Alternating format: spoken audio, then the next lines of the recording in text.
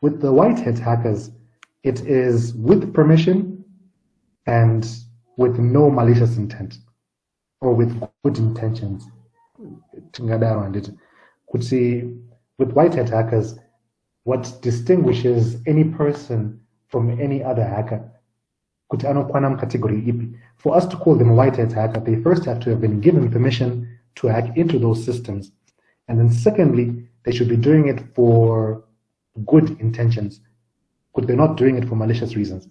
They're not doing it so they can make money out of it or so they can just see some company crumble or struggle at some point. Then we move on to the one that lies between them, which is grey hat hackers. Grey hat hackers, of course, you'll find some text saying it's a combination of black and white, which is very ambiguous. It's very ambiguous because you can't really understand what does it mean. It's a combination of the two. To put it simply, a grey hat hacker is someone who could see he has not been given permission to hack a system, but he hacks it anyway. But then the difference now between him and a black hat hacker is for the grey hat hacker, it's not for malicious intent or for malicious reasons. Let's take hacking the EcoCache app, for example, there are two people. One person hacks the EcoCache app and then he uses it to send money to his own account. Then he uses that money. That person is a black hat hacker. However, if this person or this other person hacks the EcoCache app, or not, there's this particular loophole or this vulnerability in system Yavo, which allows you to transfer money to your own account. What this person then does is anovauza EcoCache or this cassava. This particular app here has these vulnerabilities. So he's hacked the system, but he hasn't tried to profit or have any malicious intent. He's actually done it for the greater good. EcoCache their platform is vulnerable. So this person is hacked with no permission, but he does not have malicious intent. That's basically the difference between a black hat hacker and a grey hat hacker. I hope I'm just escape up.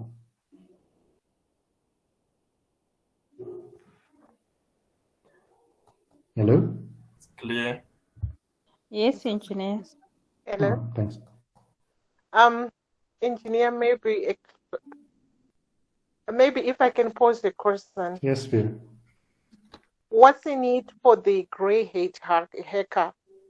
You have defined it rightly, saying that he is not after malicious intent. So what's the benefit? What does he benefit out of it?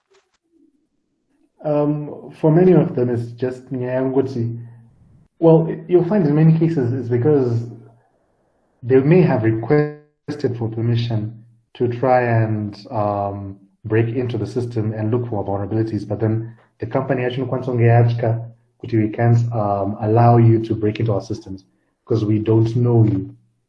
So for many of them, like for example, if I was to try and break into some bank that I use, what loopholes are there? For me, the benefit is that the platform that I'm using is now more secure. Because the bank that I use is a lot more secure now. Because if I could find that vulnerability, then anyone else could find it. And this anyone else could be a black attacker who is someone on that same loophole for malicious intent. So obviously the motivations are not same, but for many of them, the company actually no awareness that there is this vulnerability on their platform. Is that okay? Okay, but I was trying to think of when some organization take me to task if I'm a grey hat hacker, like for example, if I try to penetrate into RPZ systems, then I'll write or I'll add to them that your systems have these vulnerabilities. Won't they take me to task that how did you find out? Why were you trying to sniff into our systems? Won't that be an issue? Won't they be after me? Yes, they definitely will be after you. Because you'll find with many of these applications, terms and conditions how they tend to say you cannot use the app for any purpose beyond what it was created for. So yeah, they'll definitely come after you. Kumuti, I guess we're not as liberal in terms of our understanding of security in Zimbabwe, I guess. But in other countries, they will be very happy to find out those different vulnerabilities. The other approach, Shansoni Agasiya and Oma companies, I know my bug bounties, but that's beyond the scope of this course. But yeah, in response to your question, if you try and gray hat hack into some other organizations' systems, they are allowed to send you to court, even though you've found like this really huge vulnerability in their system. But as long as you don't have permission, they can send you to court.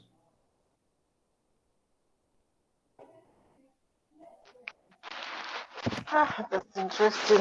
I hope the cybercrime bill covers something like that, because I believe be having so many people in the grey hackers platform or in the grey hackers zone, it will make the systems, or generally the system, to be more secure. But in the land that we are living on, seems it's a crime. Yeah, I've quite a number of people who have been taken to court for them being grey hackers. Yeah, true. Unfortunately, as you mentioned, that is the world we're currently living in. But anyway, so I'll just continue. The following slides are just basically to help you better understand, Kutsi, what's network hacking and how does it work. For web hacking, I think there's a group that will also be covering this. Kutsi, SQL injection, DOS, and all these different types of attacks, as well as for password hacking. This is also a topic to be covered by another group. But just to highlight specifically Paningema password hacking types. So basically, these are different ways you can try and compromise or get access to someone's password. The first one is, the brute force, or rather, I should start from the bottom. The first one is obviously guessing, where you try and guess what the person's passwords are. The next one is shoulder surfing. You would see, you just basically try and pass by as they type in their PIN code or as they type in their password. So you can see Kutichi, and then at a different time, you'll enter the same password. That's shoulder surfing. A dictionary attack is sort of an extension of guessing. Pakutsi, with guessing, you may have kind of 5 or so passwords that you think this person may have or may typically use. But with a dictionary attack, you're basically trying every possible combination within a particular dictionary, for example. So if you were to take it in one way,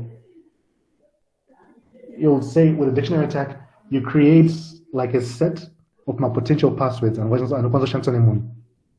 so after you know what's their date of birth, the name of their parents, the name of their pets, their own names, my birthday, Evanawabo, Kwano Shanda, their favorite music, like all that funny information that you can get from Facebook and different forms of social media.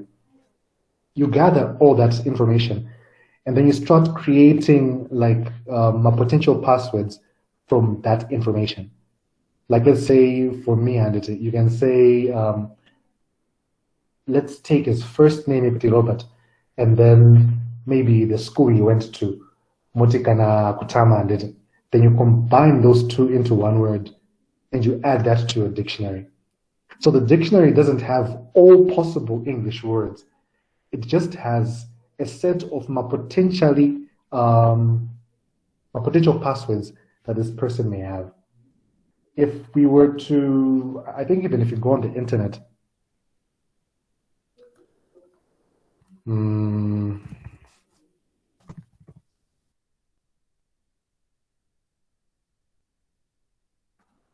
there's like, I think there are a number of sites where you can try and download my dictionary, and the most popular one is rocky.txt. So rocky.txt, I'm not sure if you've heard of these, but annually panobuda anonzi like the top 10 most common passwords in the world. Password, kind of password 123, kind of 123456789. They are what you would call my very common passwords. So whenever you create a password dictionary, or technically speaking, a word list, which you would then use in a dictionary attack, it would have all those very common passwords. So the dictionary attack is just basically trying all common passwords that a person may possibly use. And then we lastly have, the brute force attack, where with brute force, you're trying every possible combination of my characters exist. So that means the set of passwords it is extremely huge and much bigger than you would have a dictionary attack. Because of the brute force, you're trying every combination from star I kana 36, then what is star A, then 36 other stars and so forth. All those possible combinations, you include them as part of a dictionary attack. If we were to try and show the difference between a dictionary attack and a brute force attack, let's say for my pin code, I think I need a 4 numbers.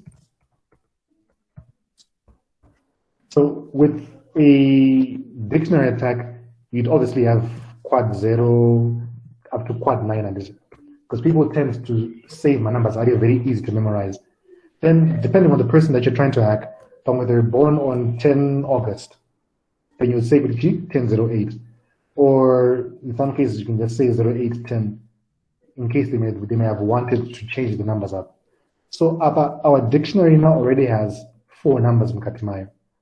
However, if it was going to be for a brute force attack, you would have 000, 001, 002, all the way up to 9998 and 9999. With brute force, you're trying every single possible combination iripo. And then with a dictionary attack, you're just trying the most commonly used combination or the most popular combinations that exist as well. That's basically the difference between brute force and dictionary attack and shoulder surfing and guessing my passwords.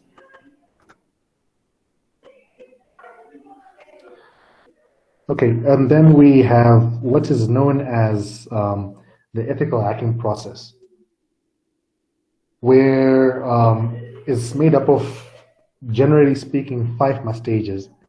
The first one is known as footprinting, or reconnaissance, or information gathering. This is where you're trying to understand an organization better. Do they have my servers? Are they physical? Their operations are all cloud-based and so forth. That all fits under the section information gathering. The next stage is scanning, where after you now understand they have physical infrastructure. And this is there's some campus where they operate from. I'm giving this example because you'll find with my companies Mazono, Mangwacho, they are like fully remote in that Awanagana office space anyway. They just basically operate on the internet and pay each other over the internet and so forth. Awanagana pamunoti apa dupan offices out. If you want to try and attack them in any way, you can't really find one location because they're all based in the cloud and all over the world. So after Mazivauti, there's a certain premises where they work from.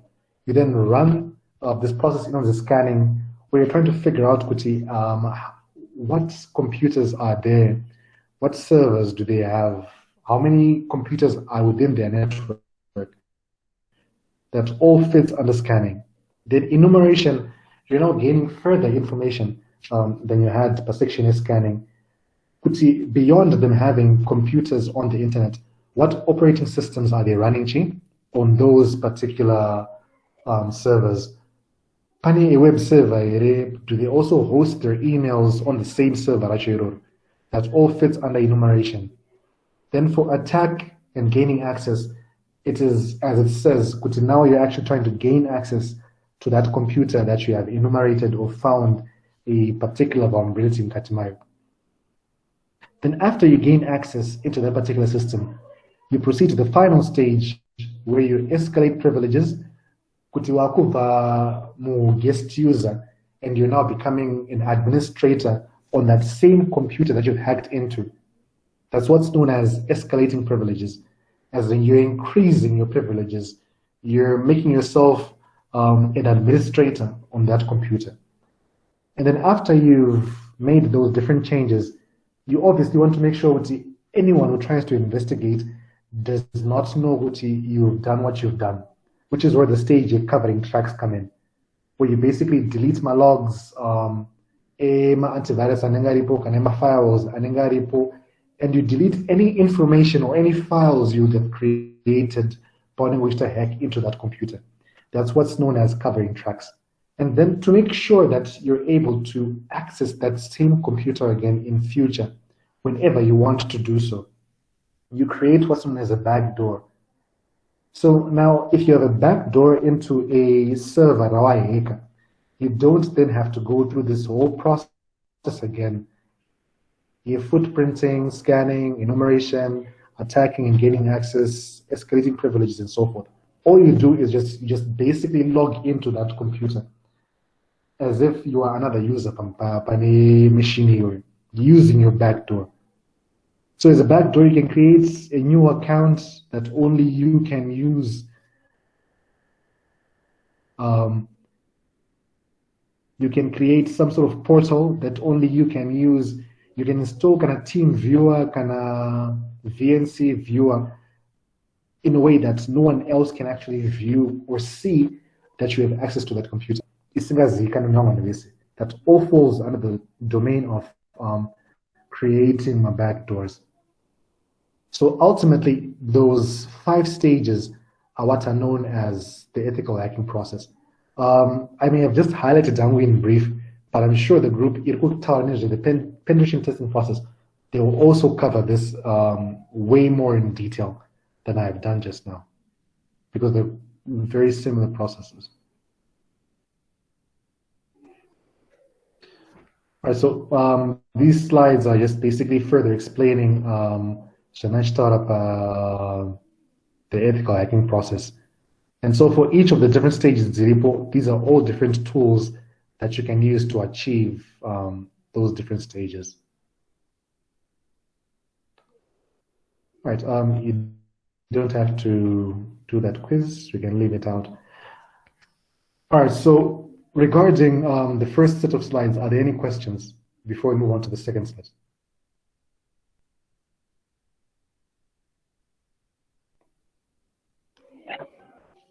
Hello. Yes, Tawanda. Yeah, so it is some company, they discover vulnerabilities and they publish on their own. To get, you have to permission the software that those vulnerabilities they did by themselves. Like I was looking. So sorry, I don't know if it's on my side, but I think your connection is breaking a lot. So, would you mind maybe typing the question if you can? Eve, can you hear me clearly? Yes, I can hear you, Engineer. Oh, okay. So Tawanda, maybe you can try and type in your question if you can hear me. Maybe you can type in your question in the messages section. Then I'll get to it once you've done so. Okay, I also have a question, Engineer. Yes, Ishmael. Yes, I just wanted to check, like hacking as a profession. Let us say I am trained as an ethical hacker, and then I hack unethically. What will happen to me? Is there any certification that is taken away from me? Or what really happens after that? Like in karate, when we beat people without any cause, we are supposed to run away. but if we don't run away, we are punished. So I just wanted to check what punishments await ethical hackers if they don't, maybe if they don't stick to their road.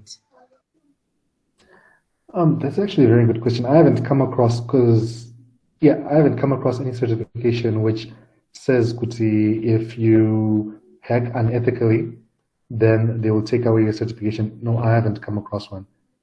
I've done CEH and I've looked at the ones OSCP, but I haven't seen any which clearly states kuti if you hack into a system without permission, then we will take away your rights. No, I haven't.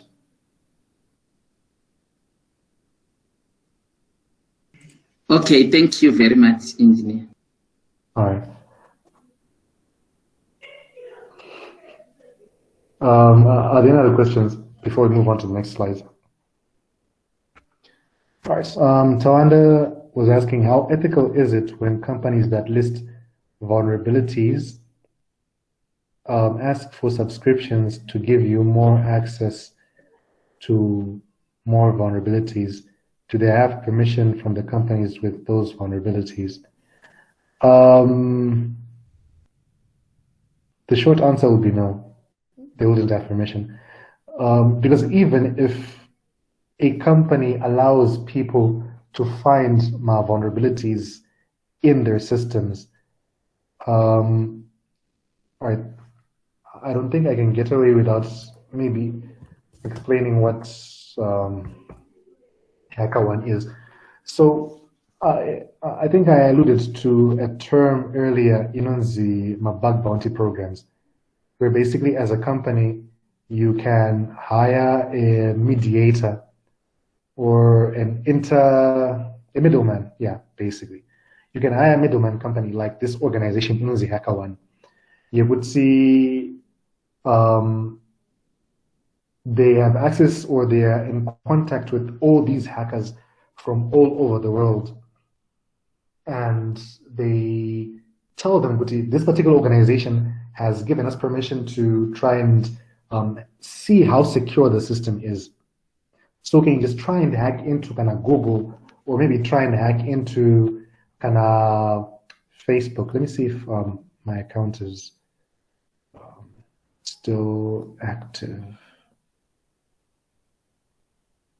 So what they do is they're like a middleman between my big organizations or my general organizations and my hackers.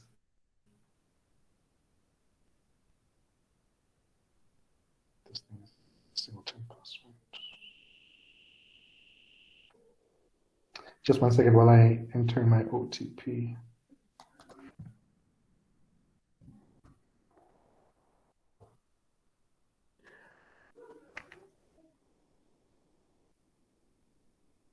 So what happens is a company like Facebook or Google comes to HackerOne, then you would see, okay, we have a new product that we have launched, and all right, let's just go by job board. No, not it. Hacker dashboard. Spoon programs. Directories. Okay, so Singapore screening and the programs, these are all different companies that have approached HackerOne and told them, can you please link us up, Nema hackers, so they try and compromise our systems. And once they find any loophole in our system, they tell us, how did they find that loophole? And if we are convinced, yes, there really is a security risk in the loophole that they found, we can then pay them a certain amount of money. For example, Stripe is a payment platform in the US. So here it says they launched this program in July 2021, and the minimum amount of money that they usually give is 100 US, and the average that they've given so far since they started is 500 US. So you find with each organization, Johnny Vachita is they specify kuti, when you try and hack into our systems, you have X number of days before you can then share the information you have with the rest of the world, which is typically like about between 30 and 90 days. So after I try and join their program, I'll hack into their systems because they allow you to do so. Then I try and hack into Stripe, or I try and hack into Google, into Facebook. I find a particular loophole or vulnerability where it could exist. I then go and submit a report. You could see how did I actually break into their systems. And then I think about, let me check if they mention it here, because they always give you my terms and conditions. You could see after how long should you report. So they also specify what can you hack into and what can you not hack into. So when they say what's in scope, these are the different parts of their system that you can try and hack into. Then if you try and compromise anything else outside that, you won't get access. So basically, that's how my bug bounties work and operate. It will be very profitable. I think you can see with money is not about the transaction, 3,000, 5,000, and so forth, depending on the level of vulnerability that you would have found. And in most cases, they will pay you. Not in most cases, they always have to pay you, because since they're using HackerOne, they make sure that they pay you. So that's why I'm off topic a bit, but in case you'd be interested in making money in that sort of model, that can also assist you. But regarding the question of... I have a question. Yes, Farai. Yes, I understand in this case, probably the company will be more interested in ethical hacking, right? Like pen test, like you highlighted before. But yes, how sure, or probably how does these companies take control in terms of, say, probably these guys who are ethical hackers identify a vulnerability, but then decides probably not to disclose? How these companies then solve this? Yeah, that's actually, I have a partial answer to my question, but I don't know if that is all. Okay. Just to say, probably they launch it with a different IP or something like that. Then on the production, they use a different URL or something like that. But is that all to prevent that? Probably someone finds out that there is a system vulnerability, but I don't want to disclose it at maybe HackerOne. Maybe I would want to actually exploit the actual vulnerability as a black hacker. Then I profit from that. Yeah, that's actually a very good question. So, sorry, Leslie, is that a question? Or you want to contribute to the... No, not yet. Okay. So with respect to your question, Farai, yeah, there's no guarantee, because at the end of the day, the hackers, one of them with a cost-benefit analysis, you could see with the money that they're offering for, like, let's say in this case, and this Stripe is a payment platform. So now if, let's say, the amount of money that they're offering for a very critical vulnerability, in the critical, that means they can lose a lot of money through it. They're offering to pay kind of 5,000 for that particular loophole. And then you find out, Kutsi, if you personally exploit the loophole, you get kind of 20,000 or 100,000 from it. Then obviously from your side, which is like cost-benefit analysis, you obviously think, but no, let me just go for the approach with the black hat approach of it. But then the good thing with these bug bounty programs is, you as an expert hacker who's managed to find this critical loophole, 5,000, there is a very high chance you could see some other expert hacker, be it in the US, kind of in China, or in some other country, is also going to find that same loophole and then get paid for this particular 5,000. And of course, but then you get to more like a condition, I would say, hopefully before you exploit the vulnerability, this person reports it before you, and then they actually patch it or they close that loophole. The difference now between this approach and a pen test, with a pen test, you're only relying on a small set of people's brains which they're able to find this vulnerability. And the likelihood that they're able to find this is quite low, because as I mentioned, and I'm sure the group, the presentations on pen tests, they'll explain, you typically have to follow a methodology or like a particular sequence of steps when you're trying to do a pen test. Meaning kuti hauna freedom kana leeway yakawanda yekuti utry zvinhu zvakasiyana-siyana. So that also sort of like, for lack of a better word, limits your thinking panyaya yekuti how do I break into the system. But now if it's a bug bounty program, it's like basically hackers from all over the world. Our programs, you can either open it to a select few hackers. These people are trustworthy and they don't exploit vulnerabilities that they find, as compared to opening it up to basically anyone who's interested. But then I'll just reiterate, this is actually something that many people are making Maritza Katiwa Day from, just simply from either joining HackerOne, kana imenonzi bug crowd. I'll just type in the name here. So you're just trying to break into a system which looks like a loopholes aripo, and after you tell them how did I break in, they then pay you for finding it out. Leslie, you had a question also? No, not. Okay. So Farah, I hope you answered the question on Punza. Yeah, I'm answered. Thank you. All right. So moving on to the next section, and I'll just reiterate, you'll find most of these topics, there are things that you'll be presenting as groups already. So you have the section on my input validation attacks. And so when you speak of my input validation attacks, this covers an SQL injection, buffer overflow, cross-site scripting, which are all different topics you'll be basically covering. However, this particular section is not covered, which speaks of my operating system attacks, my misconfiguration attacks, my application level attacks, and my shrink wrap code attacks.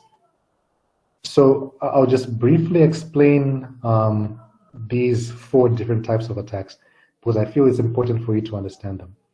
So with my OS attacks, in this case, you're just simply focusing on my loopholes arimune in operating system. So we all know, or I assume we all know, when we speak of an operating system, we either mean Windows, kind of Linux, kind of Mac OS, kind of the different flavors arikuku Linux, because even Kali is an operating system. So when you find that loophole in an operating system and you compromise a system through a loophole in operating system, then it becomes an operating system attack. So these can be either buffer overflows or just some sort of loophole. It's now patch from system module. The next type, anonzima, or maybe I'll just jump to my application level attacks first. So you see the connection between these ones, anonzima application level, and my operating system attacks. So operating system attacks, ndoatati ana Windows, nana Linux, nana Mac OS. But then application level now is those different programs that run within an operating system. That includes Microsoft Word, Microsoft PowerPoint, VLC Media Player, Adobe, Chrome, Firefox, all those different applications that you find when you try and open site Kuno URI. If there is any loophole in one of those programs, which we call my applications, that an attacker uses to compromise your system, then it becomes an application level attack. So it has nothing to do with an operating system attack. You're just basically compromising an application, saying Word, kind of PowerPoint, kind of Excel, so you can get access maliciously to a system. Whereas can always attack, you're compromising the operating system yacho, be it Windows, kind of Mac, kind of the different forms of Linux, and so forth. That's the main difference between my operating system attacks and my application level attacks. Now with my misconfiguration attacks, this basically refers to my cases in which the computer has been badly configured. The network has been badly configured. The database has been badly configured. What are we saying which it has been badly configured? You'll find which database has no ISO password. By its nature, the database has a feature equity you can actually set a username and a password. But then the administrator wacho, for one reason or the other, leaves its personal password. In that case, it's not an application level attack. It's a misconfiguration attack because in a security measure, all it just needed was to be configured. But now if you don't configure a password, then it becomes a misconfiguration attack. So this applies to my databases. You'll find even my firewalls. There was a case where which I came across some years back. We had been asked to respond to an incident. You would see somehow they felt like an outsider over their network. So obviously, as a forensics, we went spanning the firewall, to check out my logs out. What did they tell us? What was there in their logs? The activity and we went there and we found on their log on the server where they had installed their firewall, there were absolutely no logs done. It turned out that install a firewall, the people who installed it did not activate the feature logging. So it had been operating all along, but it was not capturing any logs because it was not configured to capture my logs. So ultimately, there was nothing we could do to help them better understand the situation because the source which tells them at one particular time was not configured. So in many cases, you'll find this would happen. Some system is not configured properly. It has all the necessary security requirements. It has all the necessary security features. It has the option you can put the pattern here, and you can put a password, or you can put a PIN code and stuff.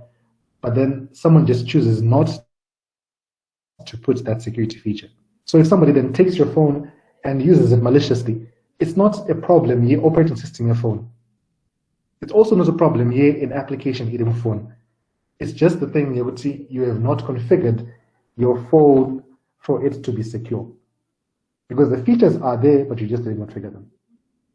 So that's what a misconfiguration attack is.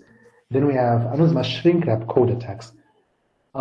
These ones basically apply to my software which you buy them as is. Or if I was to give an example from Ingan, if you have ever, I'm sure you've done development before, which my different libraries like Python. So let's say you use pandas as a common library in application Yamanokazir. Obviously, you're not going to go into the code, the library pandas, and try and tinker with the code. All you just basically do is you import the library and you use it. So, import a library, whatever vulnerabilities are in that library, whatever program or whatever application you're creating is going to inherit those vulnerabilities. So Parkunzi shrink wrap code attacks, it's those vulnerabilities in the different libraries that you use for your software or for your program. Anoba angwetwa inherit whatever you're creating. So if pandas somehow has some code irimo which allows a hacker to take control of whatever system install or any program Godzilla which uses pandas, then that will basically apply. So that's basically what we call shrink wrap code attacks. where this particular term equity shrink wrap code came from. It's like saying when you go to shop and then obviously there's an option. You could see maybe you can create your own burger, or alternatively you can buy a burger. You create order. It's sorry. So you buy a burger, rakagadzirwa kudhara, and rakatoiswa mushrink wrap, as in as Keylight, I don't know what the name is. You basically wrap them in that wrapping paper, then you take it, then you go away. So now, if you take it yakadaro and somehow in nyama isnoiva, which can cause salmonella and so forth, whatever zvirwere zvagara zvirimo, you then basically inherit them when you ingest it. As compared to kana iwe uchigadzira wega bega racho iroro uchiona kuti nyama yacho ine problem kana chii, you can then choose to leave out some parts or to not take that burger at all. So in this case, the analogy is that the burger is the library. Kana pandas restaurant area. I hope this distinction here, these 4 different attacks, is right.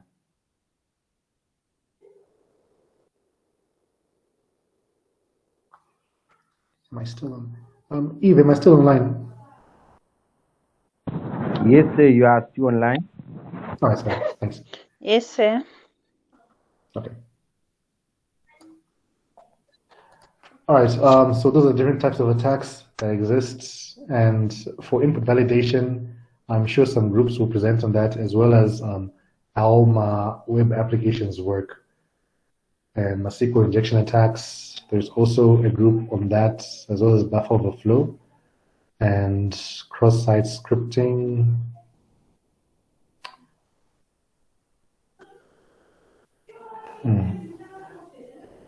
Yeah, then maybe I'll just highlight with you what exactly my keyloggers, or has anyone ever heard of these as my keyloggers?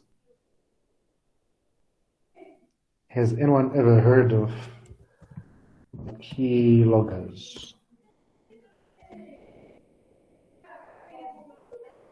Any guesses?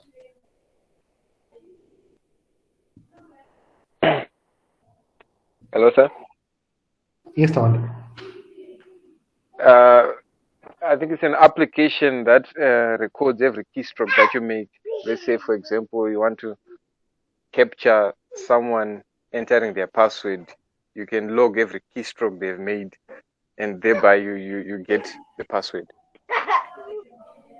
Exactly, and so that's basically how my keyloggers work. They record all the activities on your keyboard. So they can be either software-based, or in some cases it can be some piece of hardware. A keyboard papo. So anosiyana types such as keyloggers. I think there's a group that will also talk about TCP/IP, flags, ACHO, and for the group that will be talking about the TCP/IP suite, please make sure you speak of the 3-way handshake, which happens every time 2 computers are communicating. It's also my typical examination questions, as well as my checksums. Then for spoofing, there's also another group that will cover that. Port scanning, there's also a group on that, as well as DNS and the different types of DNS attacks.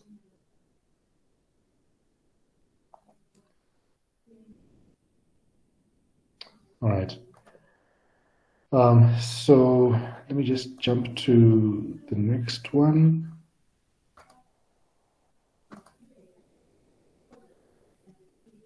Okay, computer forensics.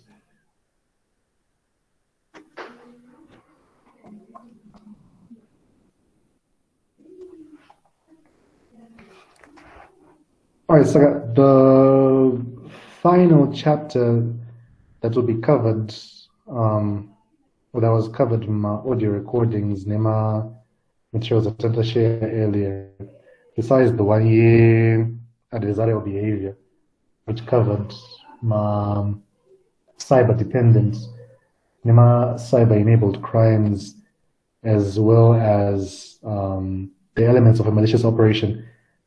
This is basically what comes last within our course outline, which is this topic digital forensics. So obviously we have the definition equity, what is forensics?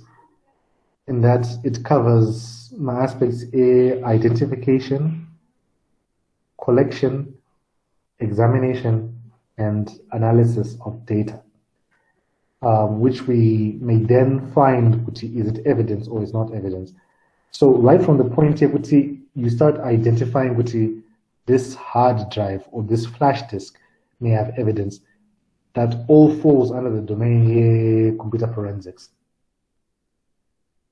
Right from the identification, when you collect it in a correct way, when you examine it, and then when you analyze it, how can you use it with respect to your case?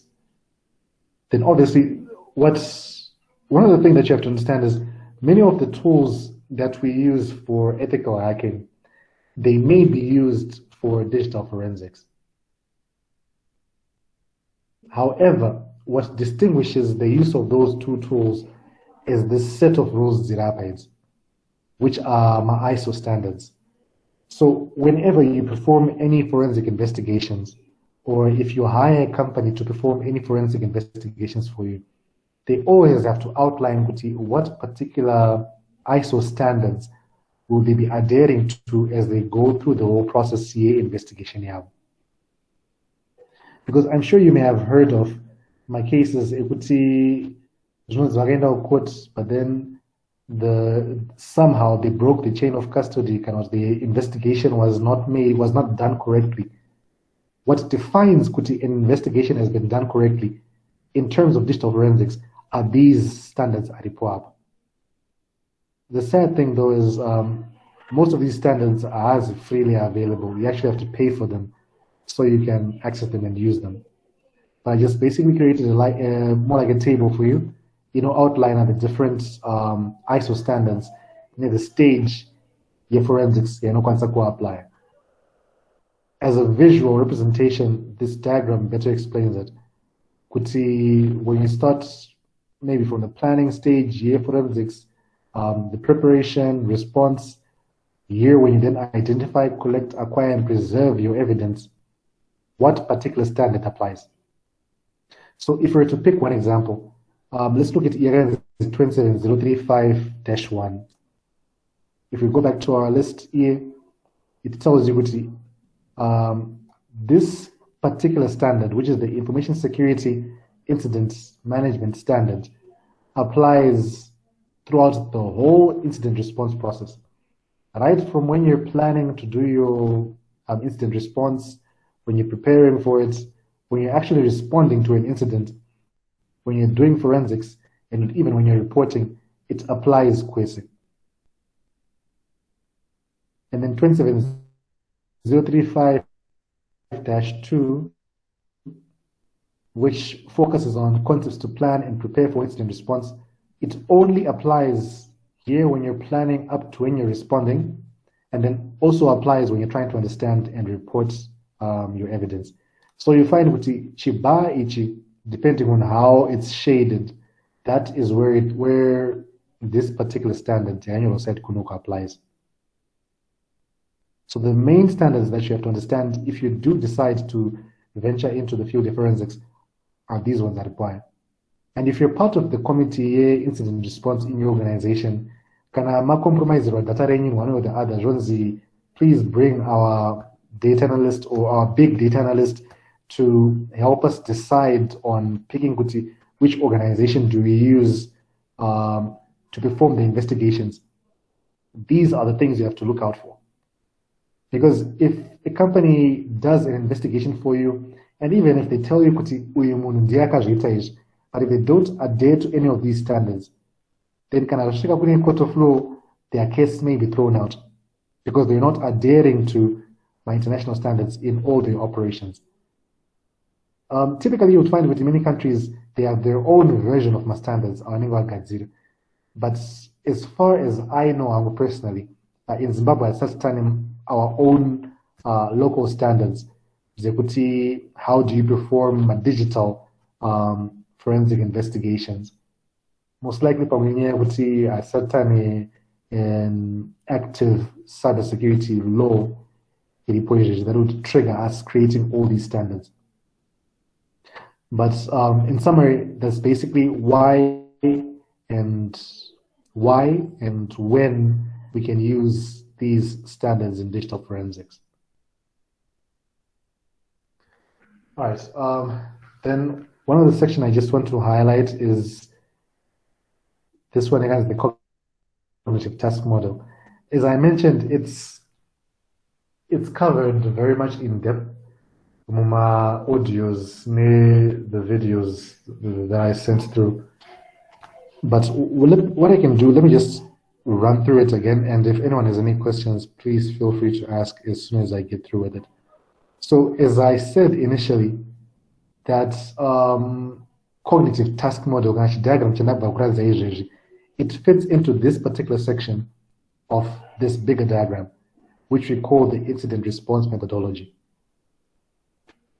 So now I'll explain the incident response methodology, and I'll also explain how we can integrate the cognitive task model into the incident response methodology. So just outlining the section we would say the first stage is pre-incident preparation, then detection of incidents, the initial response, formulating a response strategy, then you investigate and the investigation typically involves two stages, which is collection and analysis. But as I said, this is just very brief, but the cognitive task model goes to town and actually explains a lot more about my activities which happen here. Then after we're done with that, we then proceed to the reporting stage. But now within beginning per stage year detection, right up to the stage year reporting, some activities can actually happen in the meantime, which can be either resolution of the particular incident, recovery from the incident, or implementing even more security measures.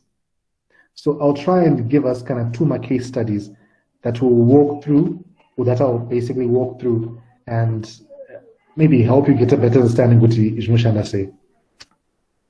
So for the first case study, I will take a scenario saying an organization ransomware. So let's assume organization A is a company in the banking sector. Everybody said bank and it. And the incident we have in mind is a ransomware attack like WannaCry. The way it spreads itself is it infects one computer. Then after it is done infecting one computer, it then spreads to a second computer on the same network. It then spreads to a third computer, and it continues to do that until you infected the whole organization. So that's basically how WannaCry worked. So for pre-incident preparation, this is where we set up my different controls like ASEAN. We can have my security policies, we can install a firewall, we can install my antiviruses, and even set up yet not a computer emergency response team.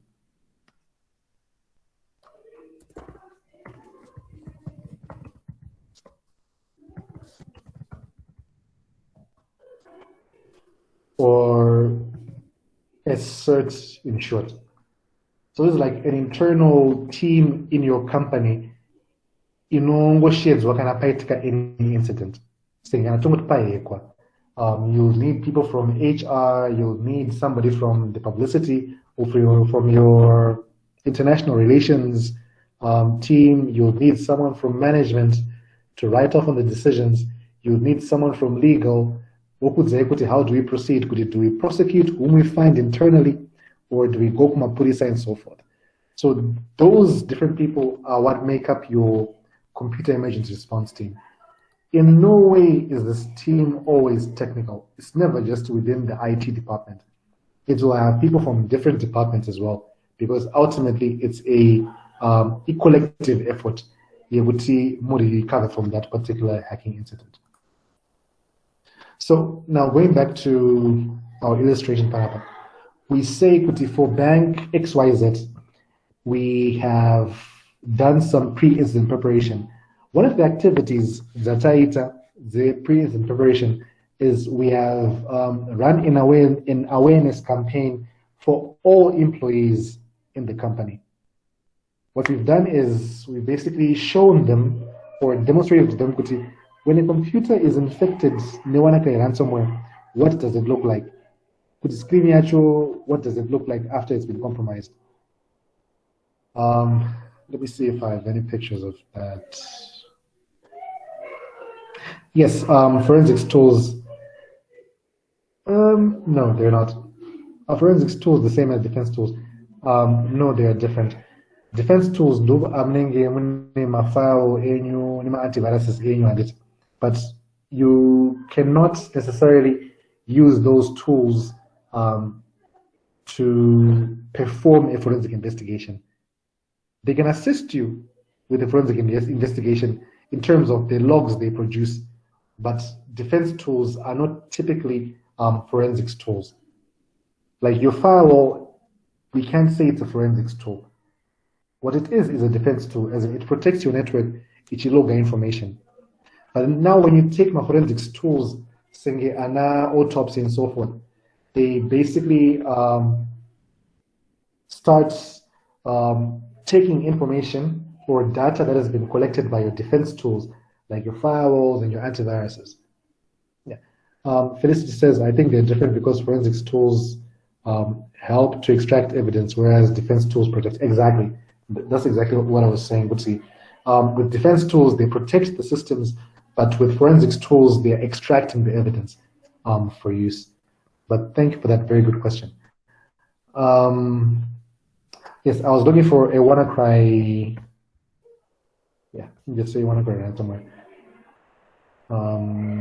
Images, I think it should pop up.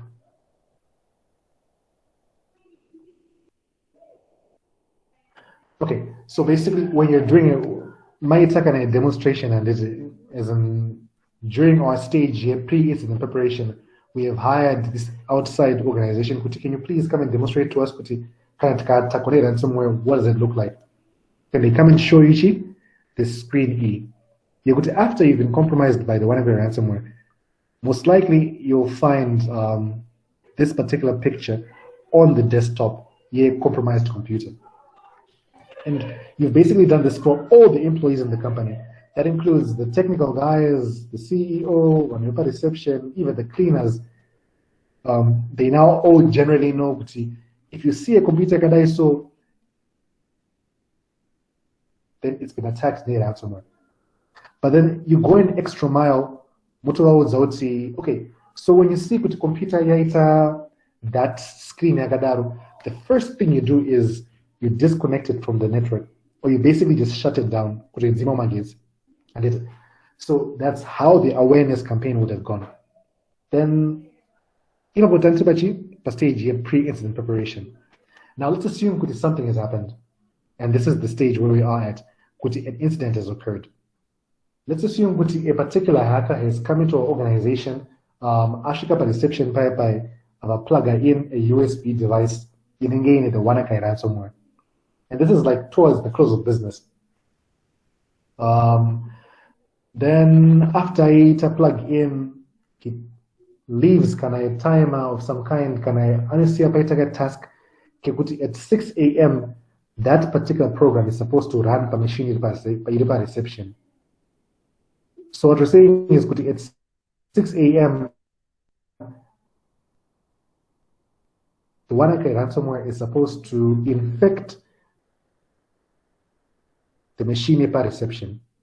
So 6 a.m. is no chaya. There's a cleaner area around the same area who comes reception display paita screen niyechi.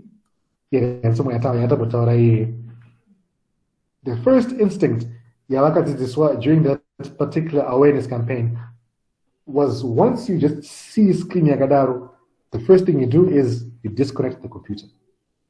So now we come to this very first stage. The cleaner has detected this incident. Now, if the cleaner had not been told kuti mukona screen yakadai so virus yataka computer iyi, they would not know kuti it's an incident yaitika. And so now, since they know at this particular instance kuti this is a ransomware attack and it's an incident, and I have to resolve it by turning off this computer or disconnectable gates, this arrow then makes sense because automatically they then resolve the issue. Right? The first stage issue, detection.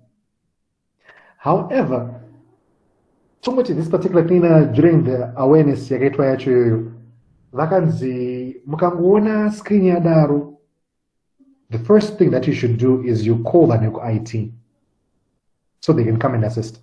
So at this particular stage of detection, the cleaner has done this. They have detected this is an incident. Then they make a phone call to whoever is IT, be it per night shift, kanapa whatever shift ilipo, utowafonera chiti paitika incident in. Then this guy from IT comes, panemeshini pa reception paper, and we're assuming it's either one of two things. He has been trained how do you deal with ransomware attacks, where if he has been taught how to deal with them, he can also resolve the issue. However, if he was not taught how do you resolve such issues, he escalates the case.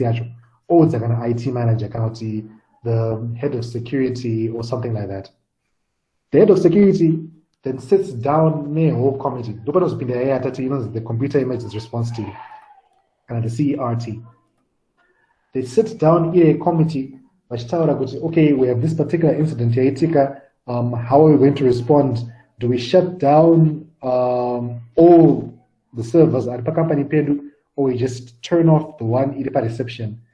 And beyond that, do we tell our employees, do we tell our clients, this is what has happened? That is all decided per stage. You're formulating a response. So, Wabuda meeting you can come up with a resolution with how do we deal with this case. You can decide with how do we recover from it, or you can even implement more security measures. Now, after you've made a decision, what's the way forward? We then move on to the stage of forensic investigations. After we've decided we're shutting down which servers and which ones are we keeping on, and do we tell our clients and all that has been handled and it's now been sorted. But now we come to the next stage, the investigation. We want to understand who attacked us, how were we attacked in Raitikasi. So as I said, this stage you guys investigate the incident. No panopinda edu is the cognitive task model. So just imagine this square up which rectangle or whatever is what fits into this section in the app. So now we're now trying to make sense of this particular case to understand who hacked us, why were we hacked, how much damage was done, and how did they compromise our systems. So the first stage of doing so is we collect external data sources. So on that particular computer, yepa reception, we take the hard drive, we take the mouse, we take the screen, any flash disks around that area, assuming that the akasia flash connector by the machine yacho, we also collect it as external data sources. Then tane hard drive redupa side, tine flash disk redupa side, monitors and all those other devices that are connected. We then move on to the next stage. So we know our case in ransomware. And ransomware typically operates in a computer, meaning it's either the hard drive, RAM, a flash disk. So we create what's known as a shoebox, which is more like a subset of my external data sources. So in the shoebox, we get rid of any flash disks as in an incident in a way. When we put a flash that turn really empty, and we've done analysis pareri, we've also found that it's basically a new flash drive, evidence. So we don't put it in the shoebox maybe. We find another flash disk, we analyze it, we look at it, and then we find with any usable information regarding this ransomware attack. So we leave it again.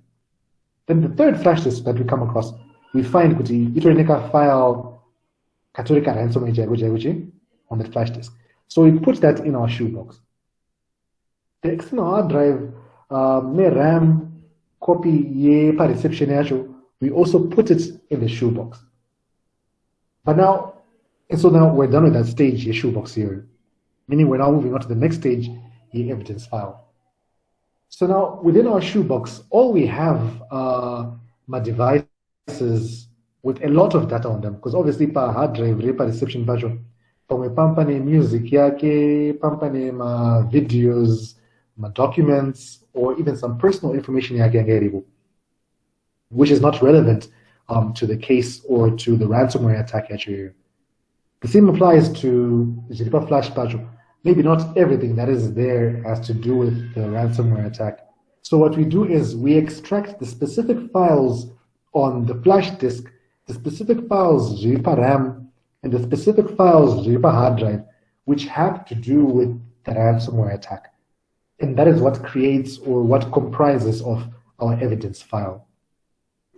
After Tawana, our evidence file, which only has the information relevant to the case, we then move on to the next stage. We're now trying to analyze that information in those devices. We use those tools, an Elastic Activity Viewer, to try and see when exactly was this flash disk plugged into this computer. When exactly did the ransomware start installing itself on this computer? And who was logged in at that particular time. So we end up creating a schema. You could see in terms of a timeline, what happened at 6 a.m. was there was some execution malware on this computer. But before 6 a.m., pane flash connected. So we try and tie all those activities together. So we end up building a case and we come up with my different hypotheses. So these are like my different stories that may have happened. Because one avenue you can say, the receptionist, akawa any flash disk, rangari infected, abarisa pa machine pacho, so she's the cause of this particular attack. Alternatively, we can say the reception area was accessible to anyone. So maybe it was someone else who came through to that particular computer, abarisa chi, flash yage. So we have two different hypotheses. And then now, between those two, we end up finding out the receptionist plug in flash and end our lunch. And the CCTV company tells us she was away to lunch at that particular time. And also, it tells us there's a particular person from outside the organization who is the hacker in this case, and then he plugged in the USB. So now we just have one particular hypothesis which we believe putting Nyachi. So now when we have our one hypothesis, we then basically present it to the corresponding audience, be it the senior management, Yem Company Macho, or if we've decided judge outside the company itself, this is where also the presentation comes in. So after that presentation has been done, we then prepare a report, and who did it, why did they do it, how did they do it, after Sungwa and all that. And from there, if there are any lessons learned, we then implement them as my new security measures. So basically, that's how you can embed the cognitive task model within the incident response methodology. I know I may have gone quite a bit fast in this explanation, but that's just one example of a case. The other example that you can go through Irima audios and Google Classroom, when the videos, I think there was one year, the case cut some time back, where a student actually sort of like hacked into the exams or the results database and changed my results around. So we use that as another case study in the audios, Aripo, no videos are shared. So yeah, basically that's how the incident response methodology links to the cognitive task model. I guess at this point I can ask, are there any questions on all the concepts that I've spoken of now or earlier in my presentation today?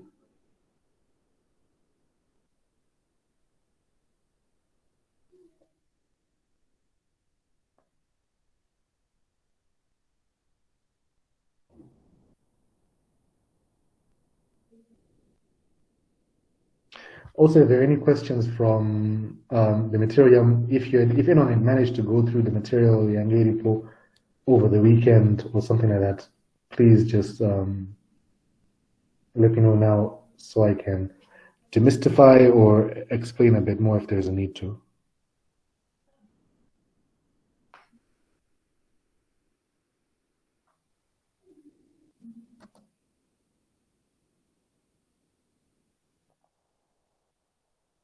Eve, just another mic check. Am I still audible? Yes, engineer. Yes, engineer. Okay. All right. In the absence. Excuse me, engineer. Yes, Elizabeth. Yes, I think most of us, we didn't manage to go through the stuff over the weekend.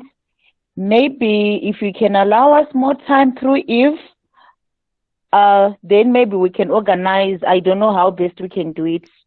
Whether a tutorial kumberu or tambo wearinga, because we had a very busy weekend, and for myself, to be honest with you, I didn't manage to go through all the stuff. Okay. What we can do, because from what I can tell, considering that we have quite a number of groups that we'll have to present, we can dedicate kind of maybe, I don't know, 30 minutes or so before the presentations begin. So if you have any questions, with clarity on or anything like that, we can handle that. Because I understand that maybe during the weekend you didn't have much time. And so I think by the time Panikitashika 1 month from like when you started the course, I'm quite sure most likely all, if not, well, basically all of you will have had a chance at least to go through the material. So if you have any questions, you can raise them then. Will that be fine? Perfect with me, engineer. Okay, so are there any other questions before we close off for today? Yeah, sorry, Eve, one more thing. I didn't get the feedback. When do you want to submit the pairs materials or the pairs assignments? I think 2 weeks before the exams, engineer. 2 weeks before the exams. Will that be fine with you? Oh, that works with me. But the thing is, if anyone does not submit by then, I won't really have any way I can assist. If my files in your on time and stuff, I'll just recommend please upload or share or upload your assignment material way before the deadline, because after that I won't be able to assist, because cutting out to pay my marks, and yeah, it won't look okay if you don't have a coursework mark because of technical issues. So please just make sure you submit your assignments before the 2 weeks statute. That's fine. Right. Thank you. So are there any other questions before we close off for today? And then I think we'll be meeting on the 31st. Yes, Brian. The case study that you just highlighted of a student who worked into CAS database. How did he get the access, and also did he change his own marks as well? Yeah, I don't have any insider information on this one. I'm reading Children's Room newspaper, so my guess is as good as yours. Okay, it's okay. Yeah, that's fine. Interesting. All right. So if there are no more questions, I guess Yeah, if you can just give me a reminder before the data shikarachore, the presentations, that'll be fine. But otherwise, if anyone else has any questions that come up, please feel free to post them. More class is part of the stream as a comment in the classroom. So at least everyone learns from what you're also trying to learn. But besides that, thank you, and we will meet again when we do the presentations and the tutorial inputs.